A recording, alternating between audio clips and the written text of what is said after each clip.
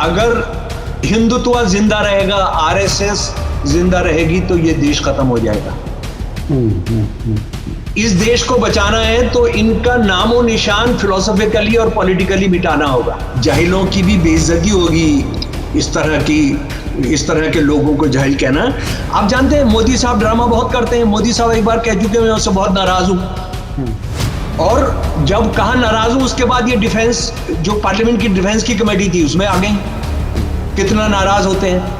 मोदी जी जब किसी से प्यार करते हैं तो उसका सत्यानाश करना चाह रहे होते हैं। जब वो संसद के बाहर उन्होंने सर झुकाया तो उसका संसद खत्म। जब उन्होंने कहा मैं भारत का संविधान मानूंगा तो उसका मतलब भारत का संविधान सत्यानाश। जब वो और एक बात वो संजीदगी से कहते हैं, जो वो कहते हैं मैं हिंदू राष्ट्रवादी हूं।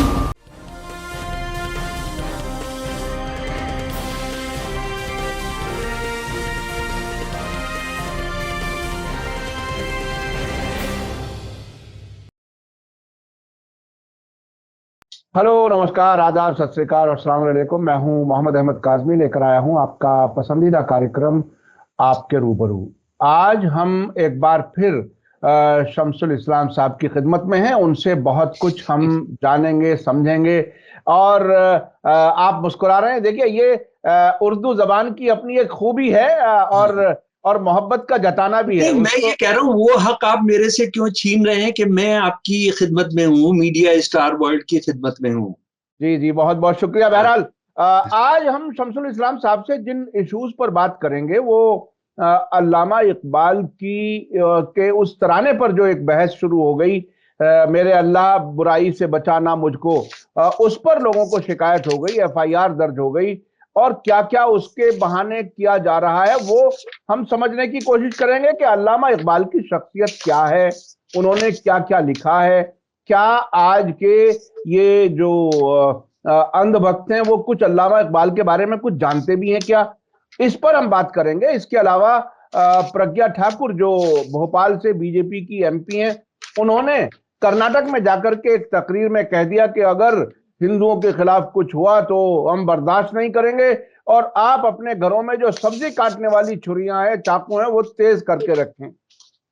इतना भड़काऊ भाषण, उसके बावजूद उस पर कहीं कोई कोई कार्रवाई होती नजर नहीं आती। बिल्कुल ऐसा लगता है कि एक कोई राइटर है जो लिख करके देता है मुसलसल, एक एक किस्त में एक एक कदम आगे बढ़ने की बात होती है उसी पोलराइजेशन की तरफ। उसके अलावा हाल ही में प्रधानमंत्री नरेंद्र मोदी जी ने 19 दिसंबर को वीर बालक दिवस का नाम दिया है, और उसमें कुछ गुरु गोविंद सिंह के जो दो साहबजादे थे उनकी शहादत को याद दिलाने के लिए ये शुरू किया है। लेकिन सिखों की तरफ से जो रिएक्शन आया वो शायद बीजेपी को या प्रधानमंत्री नरेंद्र मोदी को उम्मीद नहीं थी। उस पर भी बात करेंगे। और शमसुल इस्लाम साहब के बारे में मैं एक बार फिर याद दिला दूं कि आप दिल्ली यूनिवर्सिटी में प्रोफेसर रहे हैं पॉलिटिकल साइंस के। उसके अलावा एक लंबी बैकग्राउंड है, बहुत सी दर्जनों किताबें हैं जो धर्म की बुनियाद पर जो नेशनलिज्म की बात करते हैं, कट्टरवाद की बात करते हैं, उसके खिलाफ आरएसएस के नजरिए की बारीकी से मालूमात इनकी आपकी किताबों में है। और इसके अलावा किसी भी किस्म के कट्टरवाद की मुखालिफत करते हैं, सोशल एक्टिविस्ट हैं। इसके अलावा आप नुक्कड़ नाटकों के जरिए भी समाज को पैगाम देते रहे हैं। शमसुल इस्लाम साहब, वेलकम है आपका मीडिया स्टार वर्ल्ड को। आपने वक्त दिया। नमस्कार, सलाम सब लोगों को। क्रिसमस हो चुका, उसकी फिर एक बार बधाई। और आपने मौका दिया मेरे लिए तो असल मौका ये रहता है कि जब आप मुझे मदऊ करते हैं और कहते हैं कि मैं आकर अपने कुछ सवाल अपने लोगों के सामने रखूं, तो ये मेरे लिए सबसे अच्छा मौका होता है। बहुत शुक्रिया। जी जी, बहुत बहुत शुक्रिया शमसुल इस्लाम साहब। आप ये बताइए कि ये अल्लामा इकबाल के उस तराने पर इतनी वावेला क्यों, आखिर इसका क्या मकसद है, और क्या कुछ है इसके पीछे की कहानी, और अल्लामा इकबाल की शख्सियत, उन्होंने क्या कुछ लिखा है, दुनिया को क्या कुछ जानना चाहिए अल्लामा इकबाल के बारे में, वो बताइएगा जरा। जी, असल में क्या कहा जाए, जहालत कहना भी जहालत की बेइज्जती होगी कि वो लोग जो ये कहते हैं कि उनके पास असली सच का नलका है, उनके पास वही खोलते हैं तो सच निकलता है, बाकी तो कहीं पर सच है नहीं। ये इतना शर्मनाक है कि इकबाल इकबाल कौन थे, जरा सा उसको हम समझ लें। अभी तो इकबाल के कलाम पर हम आएंगे, उनके लेखन पर आएंगे, तो वो तो बात करेंगे ही। लेकिन मैं ये बताना चाहता हूं कि इकबाल को हमेशा अपने ब्राह्मणों के औलाद, यानी उनके फोर फादर्स ब्राह्मण थे और कश्मीरी ब्राह्मण थे, उस पर हमेशा फक्र रहा। समय वक्त हमारे पास कम होता है, इसलिए मैंने ब्राह्मणों की शान में जो उन्होंने लिखा है, जो कलाम उनका है, उसको नहीं पढ़कर सुना रहा हूं, क्योंकि कुछ ज्यादा जरूरी चीजें हैं, उससे बहुत ज्यादा जरूरी चीजें हैं।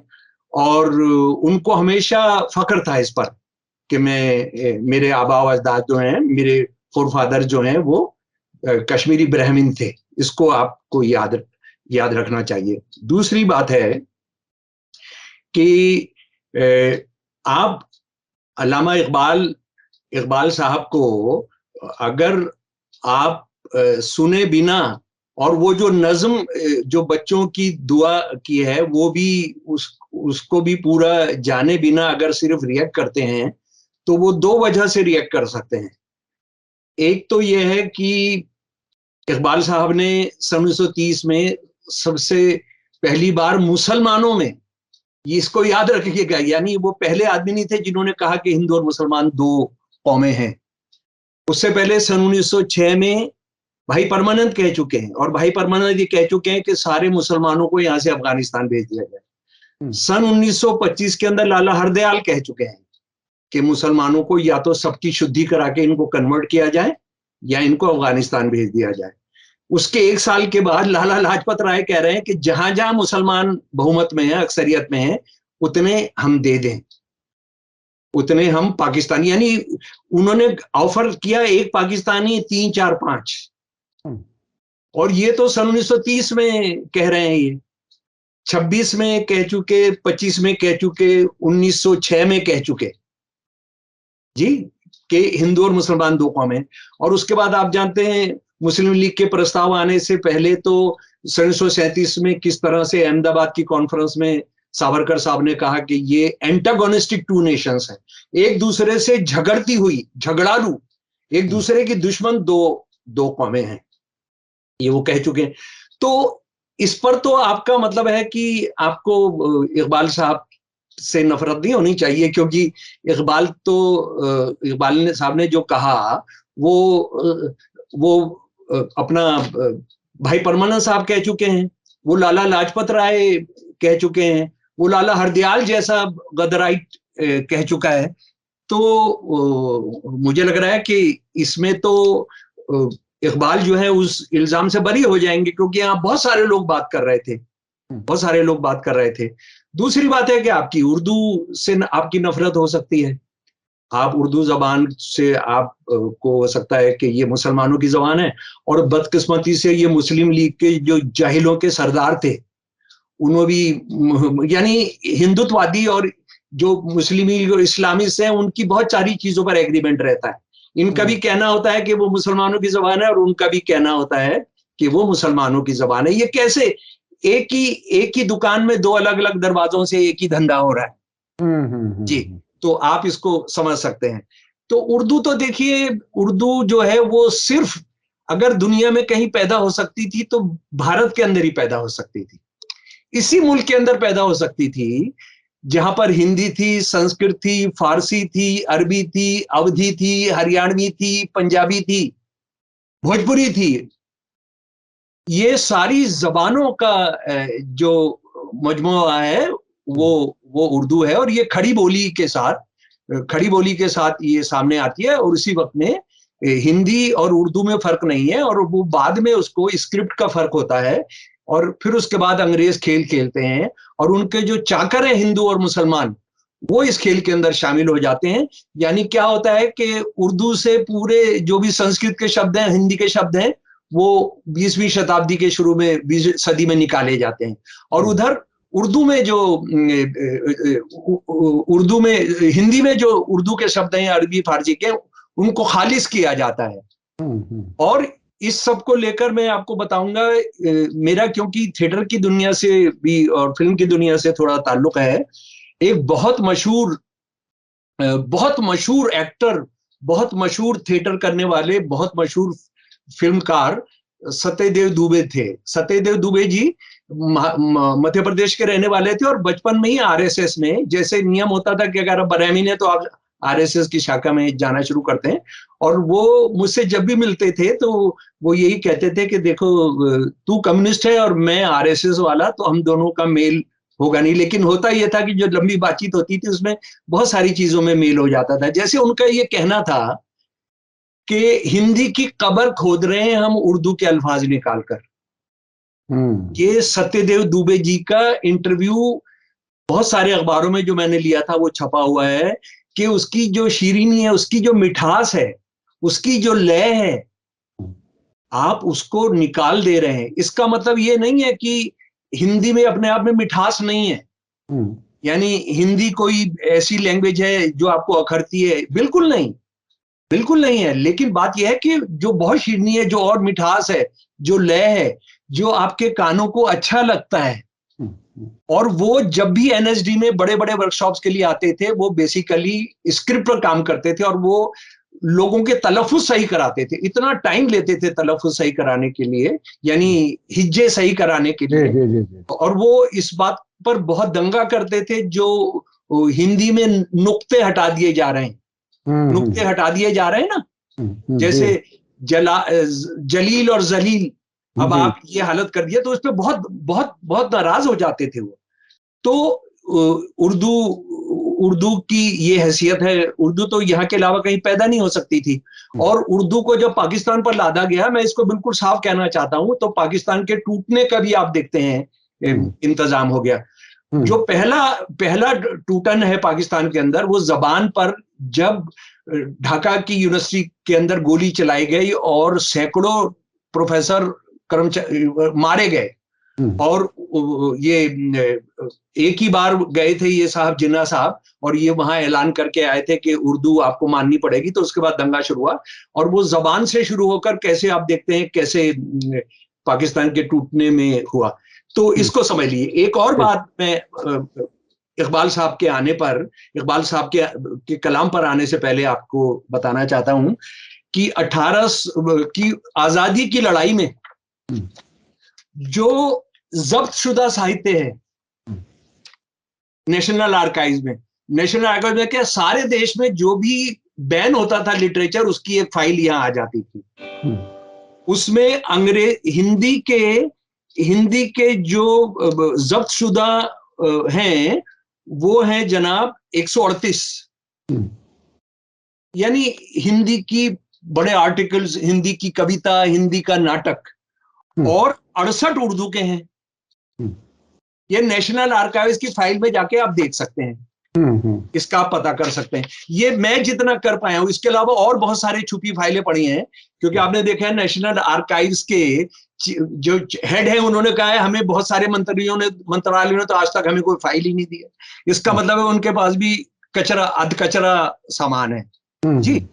अच्छा, अब मैं चाहता हूं कि दोस्त जरा उस नज्म को सुन लें जो मैं स्कूल में जो मैं भी उसमें पढ़ता था। और ये भी सच है कि रोज रोज ये स्कूल की प्रेयर ना पढ़ते पढ़ते परेशान भी हो जाते थे। उसमें कोई इनोवेशन नहीं होता था, रोज कुछ नया होना चाहिए था। वो सच लब पे आती है दुआ बन के तमन्ना मेरी, जिंदगी शम्मा की सूरत हो खुदाया मेरी।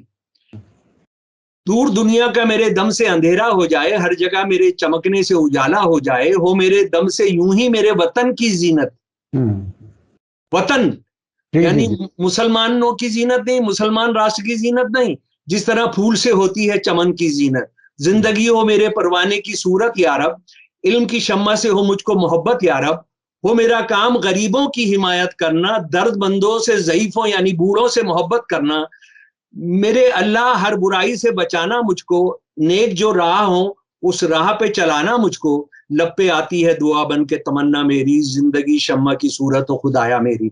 अब देखिए एक उर्दू में एक शख्स शायरी कर रहा है और उसमें वो सिंबल्स का इस्तेमाल कर रहा है, बहुत सारे सेकुलर सिंबल्स के इस्तेमाल, सारे सेकुलर सिंबल्स हैं, लेकिन उसके बाद फिर वो, भाई आप किससे उम्मीद करोगे, किससे कह रहे हो ये?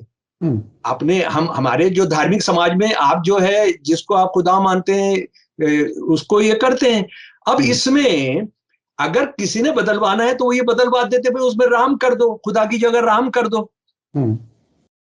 खुदा की जगह राम कर दो, भगवान कर दो, तो कोई दिक्कत नहीं होती। लेकिन ये इकबाल की आप नहीं पढ़ेंगे और ये उर्दू में मुसलमान बनाने के लिए कर रहे हैं। तो मैं इन जाहिलों की जमात को ये बताना चाहता हूं सबसे पहले, और जैसा मैंने पहले कहा था कि जाहिलों की भी बेइज्जती होगी इस तरह के लोगों को जाहिल कहना, कि हिंदू धर्म का सबसे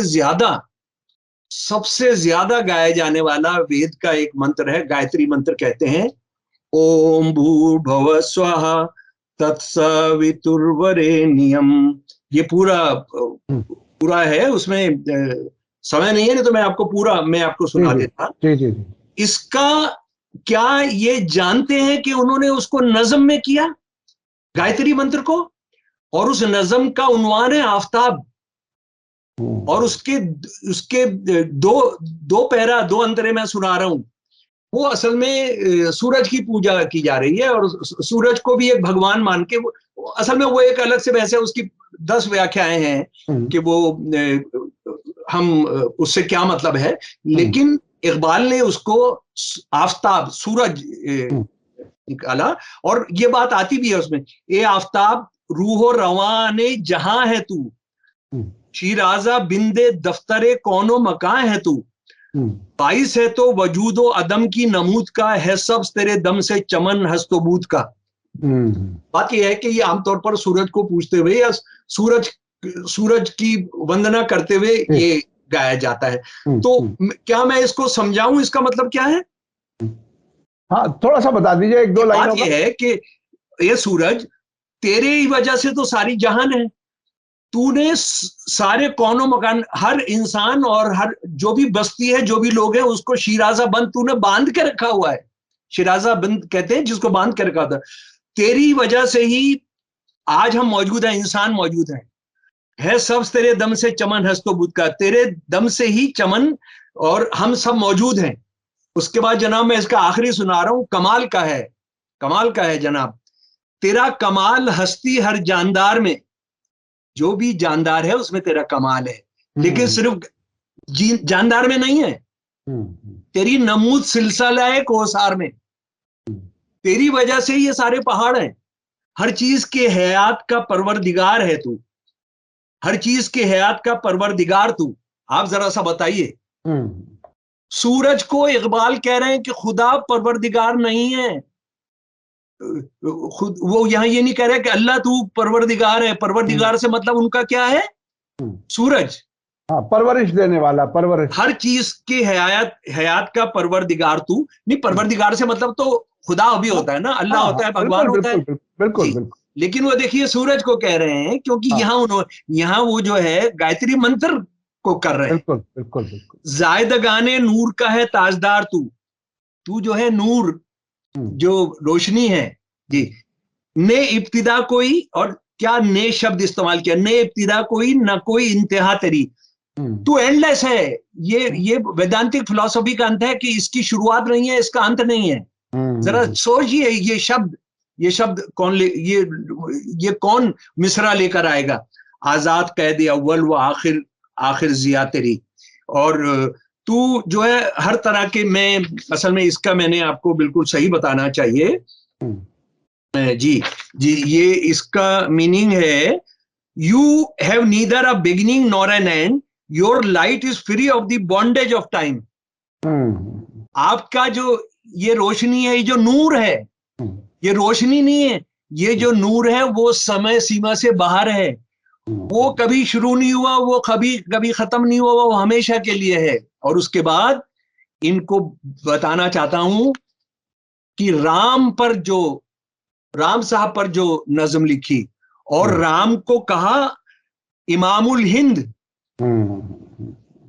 और इमाम का मतलब होता है spiritual leader, Guru of the nation. लबरेज है शराबे हकीकत से जामे हिंद, हिंद का प्याला सत्य की मदिरा से छलक रहा है। सब फलसफी है खित्ताए मगरिब के राम हिंद। जी, इसका मतलब हम समझ गए कि खित्ताए मगरिब में जो है उसके राम हिंद का जो फलसफा है उसको हम मानते हैं। ये हिंदियों की फिक्रे फलक रस, आसमान को छूने वाले ख्याल का है असर। रिफत ऊंचाई में आसमान से भी ऊंचा है बामे हिंद। राम की वजह से जो हमारा सर है वो, मैं माफ कीजिएगा, मैं उर्दू का बहुत नहीं, आप सही कर रहे हैं, ताकि वो हिंदी और उर्दू वाले दोनों समझ लें। बहुत ही बीच बीच का रास्ता है। इस देश में हुए हजारों मल्क सरिश्त, ऊंची आसन पर बैठे देवता। इस देश में एक खुदा नहीं है, एक पैगंबर नहीं है। सुन लीजिए जरा सा इकबाल क्या कह रहे हैं। इस देश में हुए हैं हजारों मल्क सरिश्त, ऊंचे आसन पर बैठे देवता। मशहूर जिनके दम से है दुनिया में नाम हिंद, है राम के वजूद पे हिंदुस्तान को नाज। अहले नजर समझते हैं इसको इमाम हिंद। भाई साहब, हिंदी जबान के अंदर, संस्कृत के अंदर राम की तारीफ करते हुए इतनी खूबसूरत नज़म कोई मुझे पढ़वा दे, मुझे दिखा दे, तो मैं उसको सिजदा करूंगा। उसके बाद एजाज चमत्कार इस चिराग हिदायत, ज्ञान के दीपक का है यही। रोशन तराज शहर, भरपूर रोशनी वाला सवेरा है जमाने में शाम हिंद। तलवार का धनी था, शुजात में फर्द एकमात्र था। पाकीज़गी में जोशे मोहब्बत में फर्द था, इकलौता था। ठीक है भैया। अच्छा, उसके बाद जरा सा और काज़मी साहब, मैं चाहता हूं इसको आप चलने दीजिएगा, है ना? जी जी जी जी, बताइए।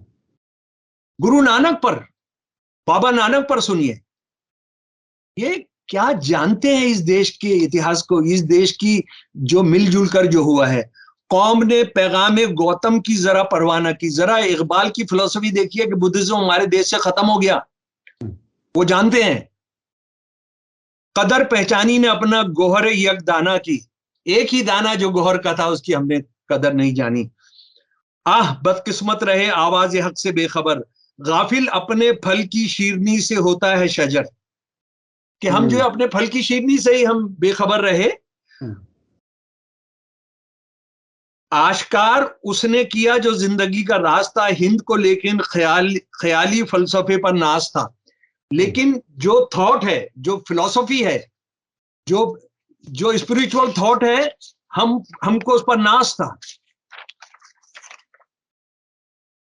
शम्मे हक से जो मुनव्वर हो, ये वो महफिल न थी। बारिश रहमत हुई लेकिन जमीन काबिल न थी। वो बुद्ध के बारे में बता रहे हैं, बुद्धिज्म के बारे में जो कुछ हुआ उसको। और देखिए क्या लफ्ज इस्तेमाल किया। आह शूद्र के लिए हिंदुस्तान गम खाना है, दर्द इंसानी से इस बस्ती का दिल बेगाना है। यानी शूद्र से मतलब यहाँ क्या है कि हम इतने नालायक और इतने बिछड़े हैं कि हम दर्द इंसानी से, कि हम दर्द इंसान का नहीं समझते हैं। दोनों मीनिंग आ रहे हैं उसमें। ब्रह्मन सरशार है अब तक मैं पंदार में, शम्मे गौतम जल रही है महफिल अगियार में। हमारे यहां से शम्मा चली गई लेकिन वहां जल रही है। बुत खुदा फिर बाद मुद्दत के मगर रोशन हुआ, नूर इब्राहिम से आजर का घर रोशन हुआ।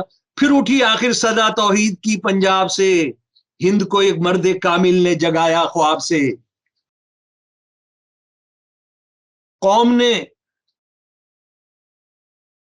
जी, तो आप ये खत्म हुआ। फिर उठी आखिर सदा तौहीद की पंजाब से, हिंद को एक मर्द कामिल ने जगाया ख्वाब से। तो भाईजान ये नानक साहब पर है, ये नानक साहब पर नज्म है। और उसके बाद एक और चीज जो मैं आपको बताना चाहता हूं कि इन लोगों ने असल में इकबाल बच्चों से बहुत प्यार करते थे, बहुत ज्यादा प्यार करते थे। बच्चों को लेकर जो उनकी नज़में हैं वो तो ये भी पढ़ेंगे तो अकल आ जाएगी और सुधर जाएंगे बच्चे।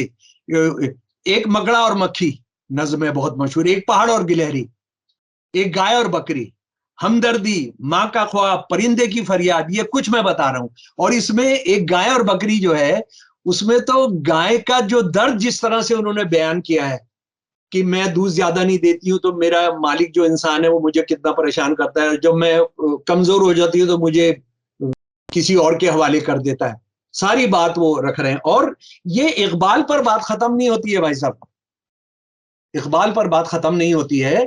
मैं हसरत मोहानी साहब का, जिनको सुबह से शाम तक ये हिंदुत्ववादी जो जलील लोग हैं ये गाली बकते रहते हैं, और मौलाना मौलाना लगा हुआ है तो बस मौलाना का मतलब तो है वो तो आतंकवादी है और ये सब है। और ये वो बंदा है जो स्वदेशी के लिए जिन्होंने कारोबार शुरू किया उस जमाने में 1 करोड़ रुपए जुटाकर, और गांधी जी ने उसका इनॉग्रेशन किया कानपुर में। और एक किस्सा इनके जीवन का मैं बताता हूं जो इन्होंने नहीं बताया, कभी अपनी जीवनी में नहीं लिखी ना बताया, बल्कि उनके दोस्तों ने बताया कि एक रात एक घर में ठहरे तो वहां बहुत जबरदस्त कड़क जाड़ा था, और वहां पर उन्होंने विदेश का आया हुआ कंबल इनको रख दिया। सारी रात ठंड के अंदर बैठे रहे, वो कंबल नहीं ओढ़ा सारी रात। इस तरह का हिंदुस्तानी, इस तरह से अपने देश को प्यार करने वाला। ये लोग जिन्होंने अंग्रेजों की दलाली की, उनकी हाँ में हाँ मिलाई, उन देश के साथ गद्दारी की, वो उठा। जरा उनका कृष्ण पर जरा गीत सुन लीजिए, इससे बेहतरीन मैंने थोड़ा बहुत पढ़ा है कृष्ण को। मेरा जो है धर्मों को जानने में मेरा और उसका लिटरेचर जानने में वो है। जरा ये भी सुन लीजिए जनाब, सुनना बहुत जरूरी है। जी जी, जरा मुख्तसर रखिए क्योंकि दूसरे इशू पर भी हमें जाना है। हाँ जी। नगर मथुरा का नगर है आशिकी का, दम भरती है आरजू उसी का, हर जर्रा सरजमीन गोकुल दावा है जमाले दिलबरी का। हर जर्रा जो है गोकुल का वो प्यार से भरा हुआ है। बरसाना और नंदगांव में भी देख आए हैं जलवा हम किसी का। ये वहां जाते थे, वहां होली में शामिल होते थे जी। पैगामे हयाते जाविदा था हर नगमा कृष्ण की बांसुरी का, वह नूरे सियाता, ये तो अंत है कृष्ण की तारीफ का। वह नूरे सियाता की हसरत सर चश्मे फरोग आगही का। इसका मतलब आप ये समझ लें कि वो कृष्ण काले थे ना, कृष्ण श्याम है, तो उनको नूर कह रहे हैं, नूरे सियाह। कोई दुनिया में काले रंग को नूर कहेगा, मैं नहीं जानता किसी साहित्य में, किसी जो मैंने जाना है, वो नूरे सियाह कह रहे हैं, और वो सारी दुनिया को चमकाने का था। तो भाईजान, ये लोग असल में जो कभी उर्दू के बारे में, कभी इकबाल के बारे में, ये सावरकर की मूर्ति लगवा रहे हैं, ये गोलवालकर को पूज रहे हैं, ये मेंबर पार्लियामेंट बना रहे हैं उस महिला को, साध्वी को, जो हिंदू धर्म के जो स्क्रिप्चर्स हैं उनके हिसाब से औरत साध्वी हो ही नहीं सकती है, लेकिन वो जो है जो भी वो कर सकते हैं वो कर रहे हैं। तो ये मैं उसी पर आना चाहता था। साध्वी प्रज्ञा सिंह जो अब मेडिकल बुनियाद पर बेल पर हैं, वो अब से पहले महात्मा गांधी के बारे में भी बहुत कुछ कह चुकी हैं, और खुद गोडसे को नेशनलिस्ट कह चुकी हैं। अब वो कह रही हैं हिंदुओं से कि छुरियां तैयार रखिए। ये यानी किस तरह से एक तरफ हमारे सामने सिद्दीक कप्पन, जिसने अभी जैसे कहते हैं कि वो अभी उसने कुछ किया ही नहीं था, वो पहुंचा भी नहीं था, और एक जर्नलिस्ट के तौर पे कलम लेके जा रहा था, उसको जेल इतने लंबे अरसे से, और ये छुरियां तेज करने की बात खुले कह रही हैं। तो क्या कहीं कोई कानून के जरिए कोई कुछ कार्रवाई? देखिए असल में लूला लंगड़ा हो चुका हिंदुस्तान, हमारा जो देश है, उसका जो कानून न्यायपालिका ये सब है, और ये तो जिसको आप कहते हैं ना हैबिचुअल ऑफेंडर, हैबिचुअल जुर्म करने वाली मैडम है ये। आप इन्होंने गोडसे के बारे में जो कहा, ये उससे पहले क्या क्या कह चुकी हैं, लेकिन सबसे खतरनाक बात जिसको भुला दिया जाता है वो ये है कि हमारे देश का एक बहुत महान पुलिस वाला था, हेमंत करकरे उनका नाम था। हेमंत करकरे वो आदमी है जिनको पाकिस्तान से आए हुए क्रिमिनल जानवर आतंकवादियों ने जो इंसान नहीं थे, जो कसाई थे, मतलब कसाई कहना भी बेइज्जती है, सैकड़ों लोगों को मारा था, उनमें से कसाब ने इनको मारा था, हेमंत करकरे को। और हेमंत करकरे साहब के बारे में इसने क्या कहा आप जानते हैं? इसने क्या कहा? कोई भी और दूसरा देश होता तो लोग फांसी पर लटका देते, लोग सड़क पर पकड़ के कर देते। कहा इसने मुझे गिरफ्तार कराया था, वो जो मुसलमान इलाकों में फेड़े थे, तो ये मेरी बद्दुआ की वजह से मारा। यानी वो टेररिस्ट हमले में मारा गया, पाकिस्तानी के जरिए मारा गया, अब ये कह रही है कि मेरी बद्दुआ से मारा गया। यानी इन्होंने जो पाकिस्तानी आतंकवादी आए थे उनको कोई ऐसा मंत्र दिया था, भाई इसका मतलब वो इसके कहने पे मारा ना उन्होंने। और ये पार्लियामेंट में बैठी है, ये मोदी साहब की सबसे प्रिय, अमित साहब की सबसे प्रिय वो है, क्योंकि आप जानते हैं मोदी साहब ड्रामा बहुत करते हैं। मोदी साहब एक बार कह चुके हैं मैं उससे बहुत नाराज हूं, और जब कहा नाराज हूं उसके बाद ये डिफेंस, जो पार्लियामेंट की डिफेंस की कमेटी थी उसमें आ गई। कितना नाराज होते हैं मोदी जी, जब किसी से प्यार करते हैं तो उसका सत्यानाश करना चाह रहे होते हैं। जब वो संसद के बाहर उन्होंने सर झुकाया तो उसका मतलब संसद खत्म। जब उन्होंने कहा मैं भारत का संविधान मानूंगा तो उसका मतलब भारत का संविधान सत्यानाश। जब वो और एक बात वो संजीदगी से कहते हैं, जो वो कहते हैं मैं हिंदू राष्ट्रवादी हूं, मैं हिंदू राष्ट्रवादी हूं, और वो जो है, तो आप जरा सोचिए इस देश में क्या हो रहा है। ये महिला गोडसे को करती है, गोडसे को तो बहुत लोग करते हैं, गोडसे को तो आरएसएस भी पूछती रही है। एक क्रिश्चियन फादर थे जो बहुत शुरू में, आजादी के बहुत शुरू के अंदर गए आरएसएस के हेडक्वार्टर में देखने। उनका बयान है कि वहां पर एक गॉडसे का मंदिर था और उसमें लिखा हुआ था कि जब हम आएंगे तो आपके हिसाब से हम बनाएंगे, लेकिन अब वहां नहीं है। पर वो जो क्रिश्चियन है, मेरे पास उनका दस्तावेज है ना। जब आप ये कहते हैं कि गॉडसे जो है वो भगवान कृष्ण का रूप लेकर गांधी को मारने आया, तो ये अलग से कोई बात थोड़ी करी थी। तो आरएसएस के लोग कहते हैं, ये तो शाखा में बिल्कुल साफ बताया जाता है, ये बताया जाता होगा तभी तो ये। अच्छा, जो आप पूछ रहे थे ना ये कैसे हो सकता है, ये जो इनके बौद्धिक शिविर होते हैं ना, ये उससे आता है। ये जंगलीपन, ये वहशियत, ये जो इंसानियत के विरोधी, ये आप सोचते हैं ये सिर्फ गांधी के विरोधी हैं, ये सिर्फ गोडसे के चाहने वाले हैं? ये तो हेमंत करकरे को मारने का एक तरह से तो यही हुआ ना कि इन्होंने फ्रेंचाइजी दी थी उन आतंकवादियों को, फिलोसॉफिकल फ्रेंचाइजी दी थी। भाई उनको मंत्र दिया था कि वैसे आरएसएस के बहुत लोग बहुत से मुकदमों में, आतंकी हमलों में बाकायदा गुनहगार पाए गए हैं, इन समेत भी। तो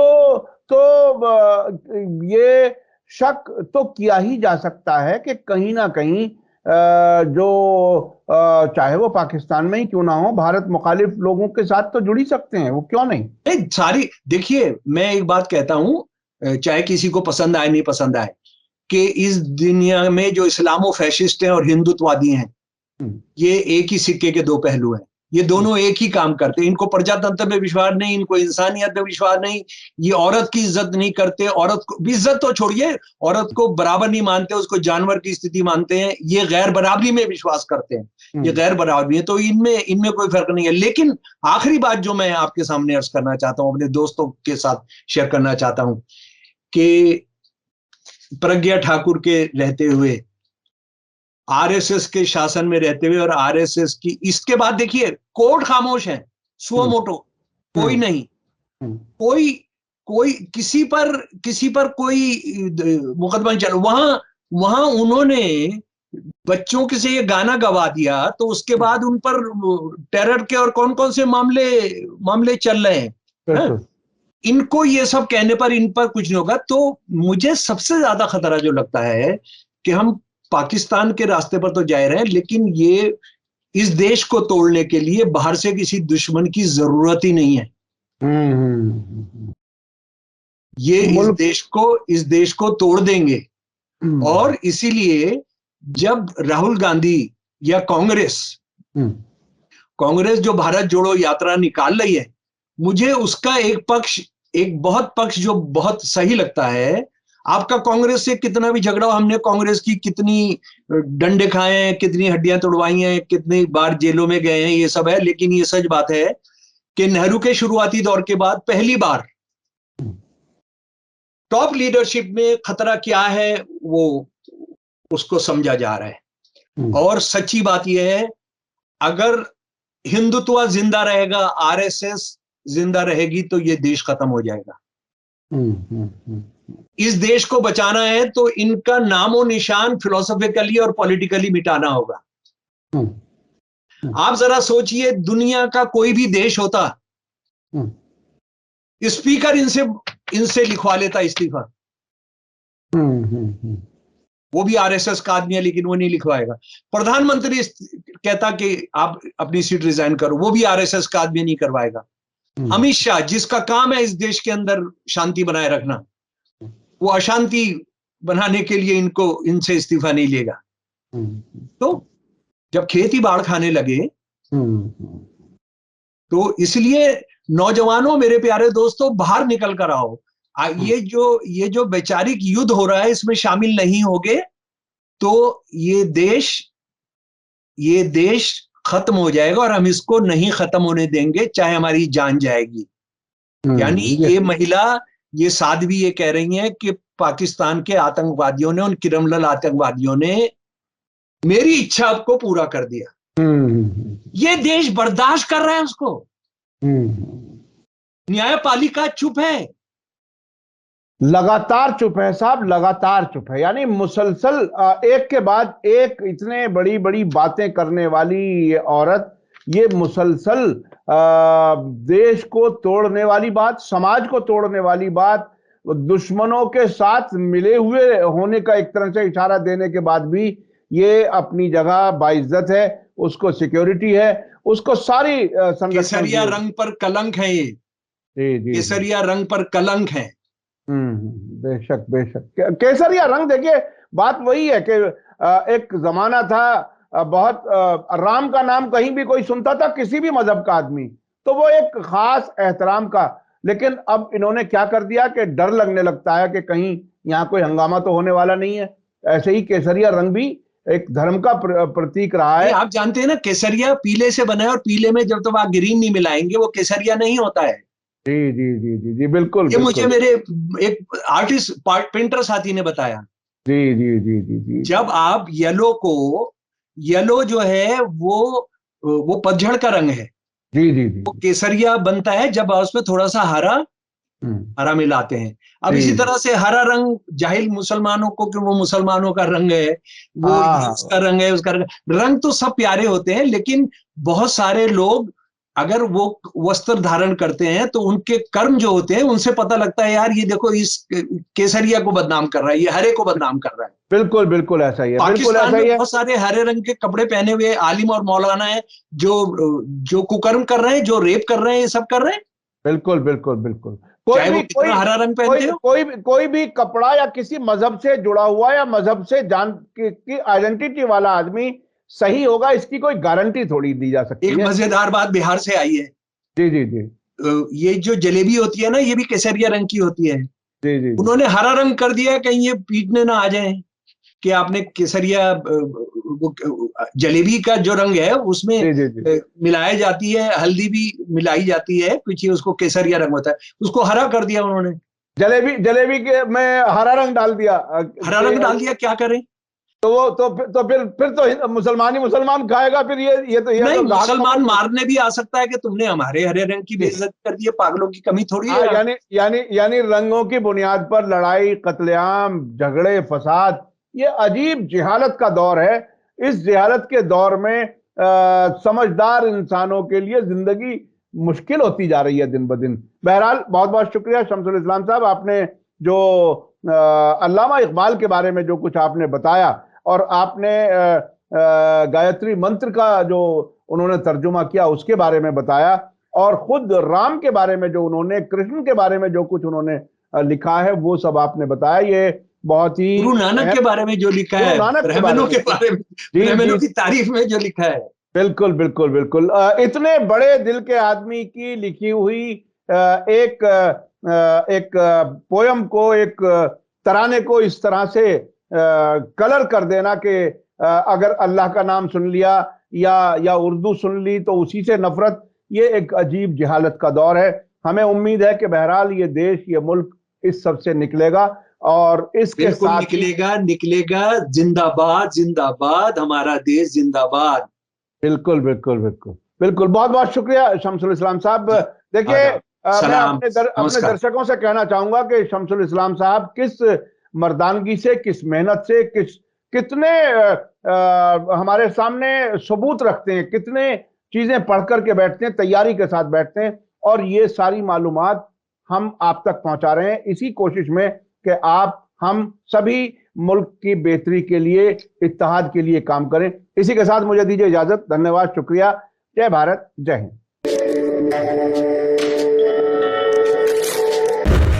मीडिया स्टार वर्ल्ड के और वीडियो देखने के लिए हमारे चैनल को सब्सक्राइब करें और सीधे नोटिफिकेशन पाने के लिए बेल आइकन दबाएं। और अगर हमारी खबर सच्ची और अच्छी लगे तो अपने व्हाट्सएप, इंस्टाग्राम, फेसबुक और ट्विटर अकाउंट पर जरूर शेयर करें।